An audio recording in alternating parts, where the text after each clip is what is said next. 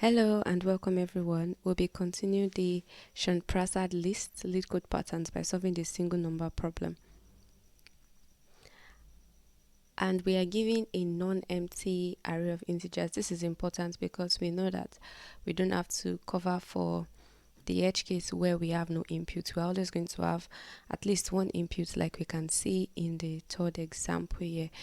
So we are given a non-empty array of integers and every element appears twice except for one. We want to find that single one. So we're giving 4 1 2 1 2. We're giving 2 2 1, and we can see that every element appears twice. Say for a single number here, this is 4 and this is 1. We know that these elements do appear twice. Now we're going to be going through 4 different ways of approaching this problem, from the most intuitive to the least intuitive. So stick around and let's work on that together. So the first approach we're going to be using is the hash sets approach. Now we're given a constraint that we should solve this problem in linear time and constant space. That means we shouldn't use any extra memory. Now we would work up the solution that uses this exact constraint that was given, but it is helpful to build up the most intuitive approach of how would you go about solving this problem if there were no constraint at all. And the first way is the hash set solution, where we traverse the entire list. Let's go back to our numbers, and we have 4 1 2 1 2. So we traverse this list and we store each number that occurs along with the number of times it occurs in a hash table. Then we loop over the hash table once this is filled up. So we know that at the end we're going to have 1 occurring twice, 2 occurring once, and then this is what's going to be in our count hash table. And when we loop over this, we can see that only one number occurs once, and then we can return this number. Now this is going to use a linear time. First, we are traversing to store in the dictionary, which takes linear space, and then we are checking for each element in our hash table, and we know that the lookup time for hash is O of 1. So this is going to be O of n plus O of 1, and it's still going to be O of n. O of n is large, O of 1 becomes insignificant. When we have cases like this, we take the most significant one. And since we use extra storage, we are going to have O of n space. Now this directly violates the constraints that we're given, O of n time and constant space. Now it doesn't violate this, but it definitely violates this. Now, so how can we solve this in constant space? We can solve this in constant space using the brute force approach.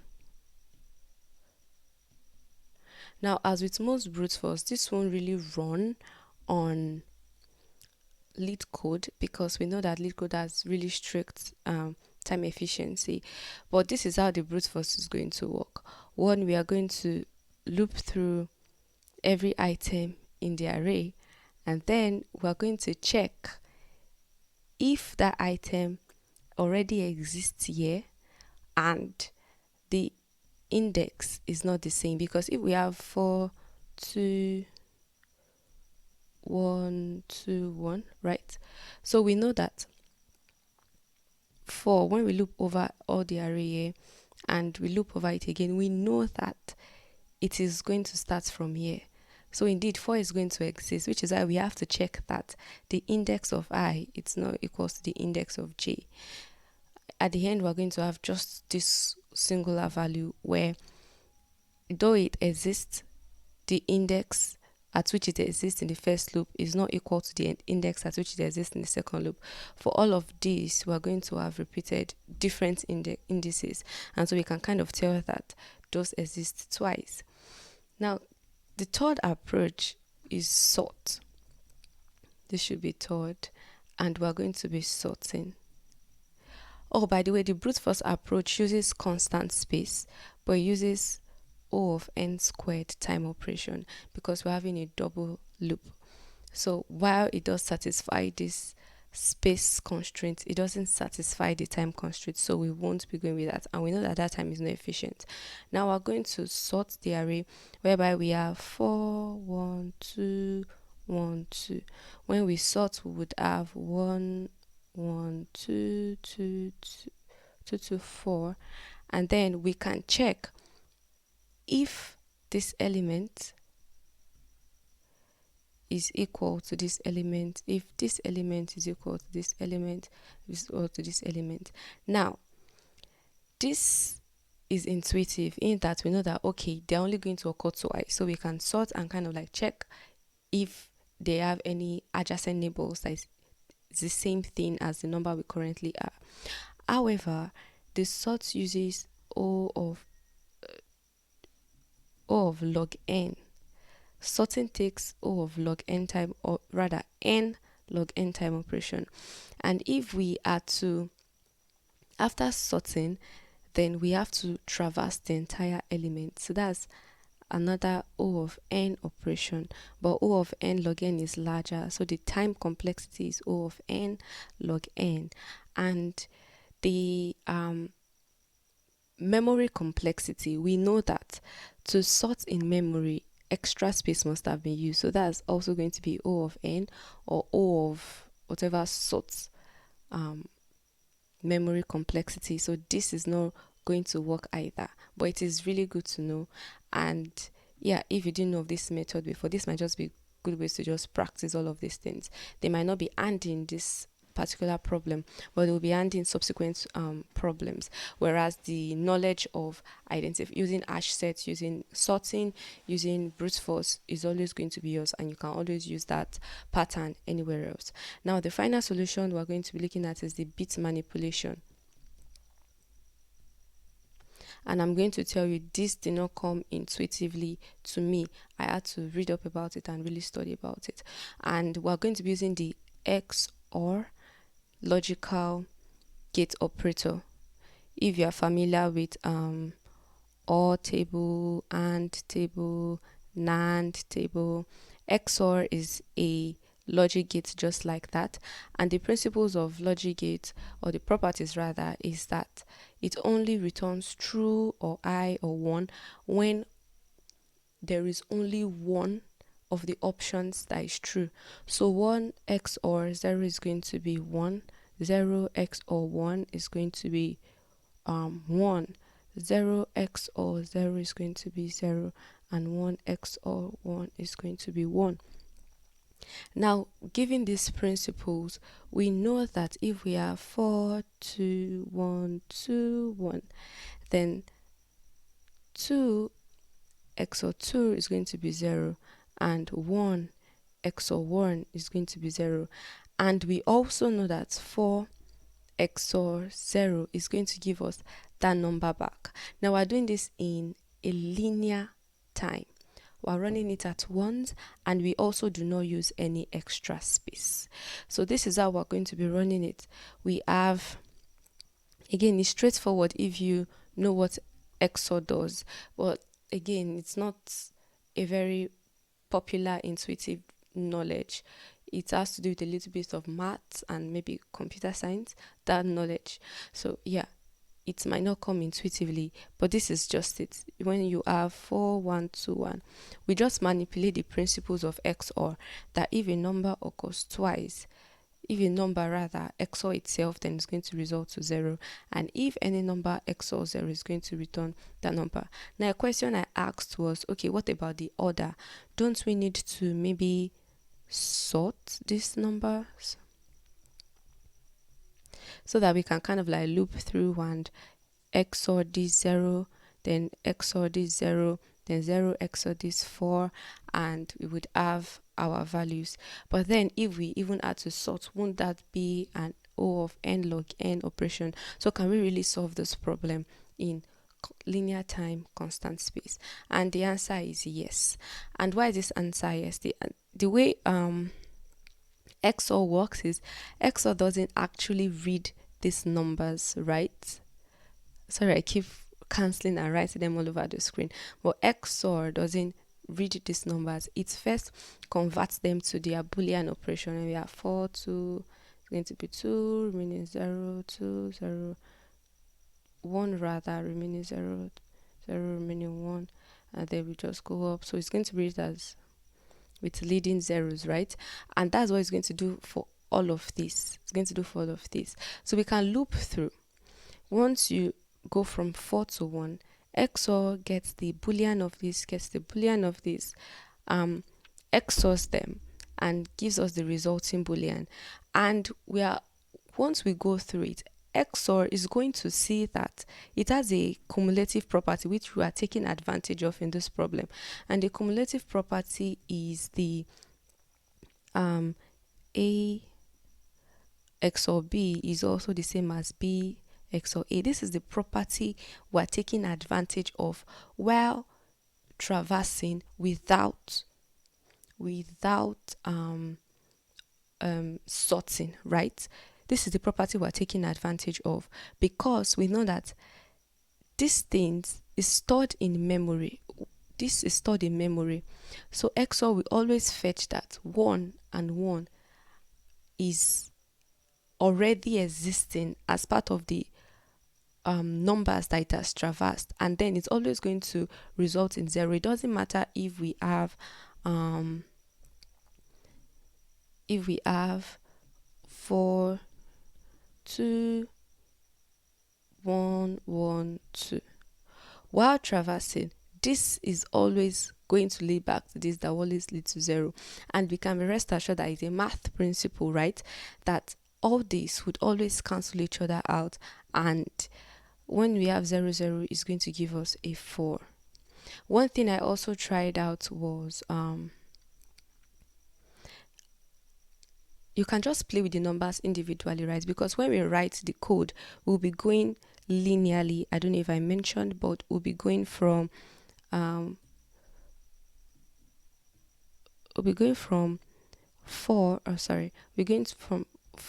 to 2 to 1 to 1 to 2. It's going to be a linear operation. That's why it's going to give us a linear time, right?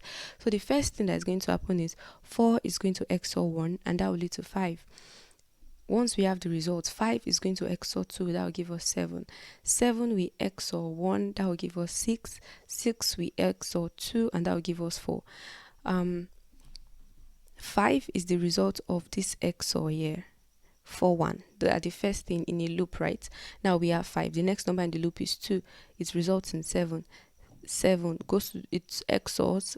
7 is the XOR of the first 3 numbers before 1. It XORs 1, then we move to 2, and finally gives us 4. So you can test that and just see how XOR works. This pattern is called bit manipulation. Now let's jump right into the code, and first to be doing the hash set method, because like I said, I think that is a good way to practice. Now we're going to iterate over every number in the array, and we're going to increment the count, right? So if the count already exists, we are going to add 1 to it, otherwise we add 0. Now we know that this is going to give us a hash set, and we can just print that to check.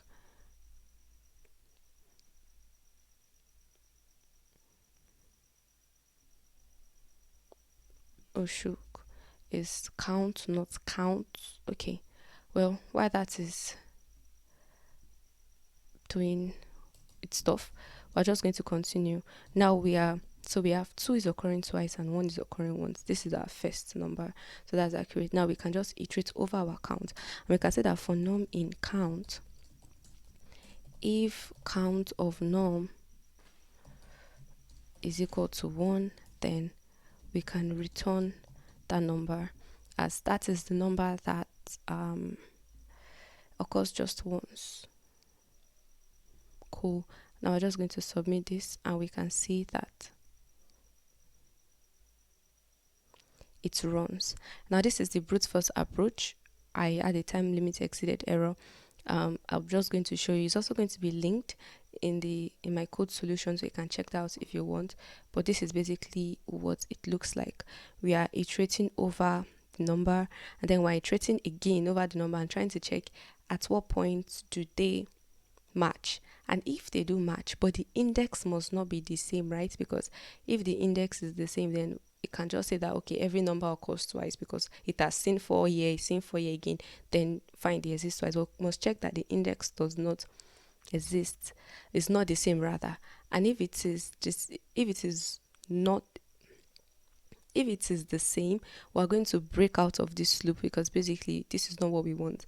Then we go back to the loop and check again till we have an answer which we know we are going to. So that is the brute force approach, which we won't be going through. Then we are going to try the sort method. The sort method uses an O of n log n and a constant space operation, but I think that's still a good algorithm to know. First, we are going to sort our array. After sorting, then we are going to traverse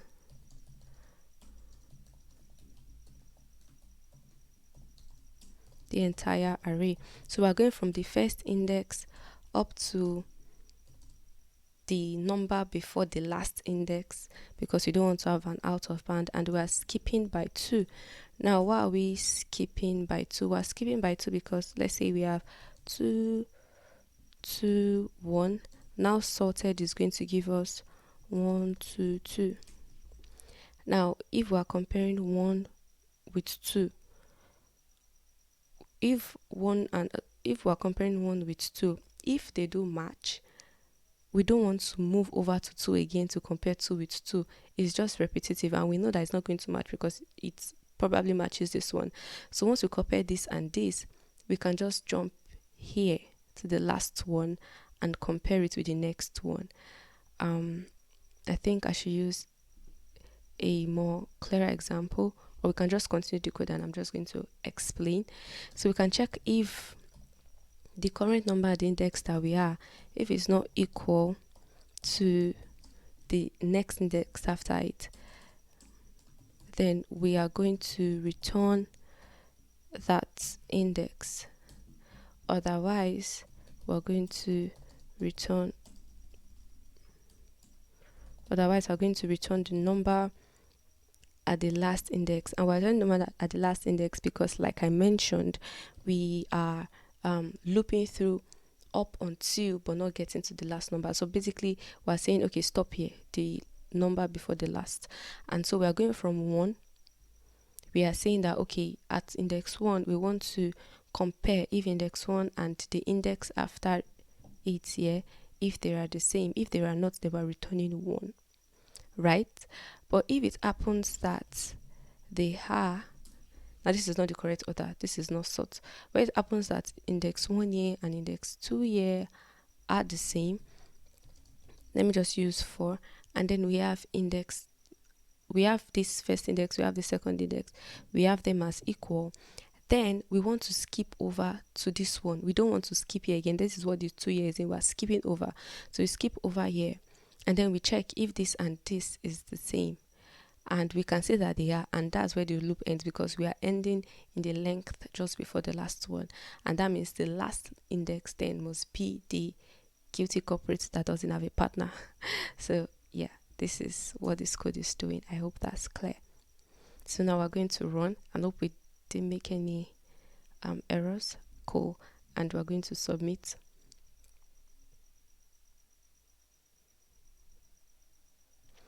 Cool. Now let's solve the problem using the final method. That's the XOR method. We're going to have a total, that's result, you can call it whatever you want, for n in num. So we're going to XOR it together, n, and then we're going to return rest. So like we explained here, we are kind of like going from 4 to 2, like we're doing the XOR. We have 4, 2, 1, 2, 1. So we're going from 4 we're XOR, then the result of this XOR is XORing this, the result of this XOR is XORing this, the result of this XOR is XORing this. And you know that this works because of the commutative property of XOR, that this is always going to be equal to this. And we also tested out this algorithm here, and we see that we have 4, but you can try it out and see that yes, this works. So we're just going to run this code.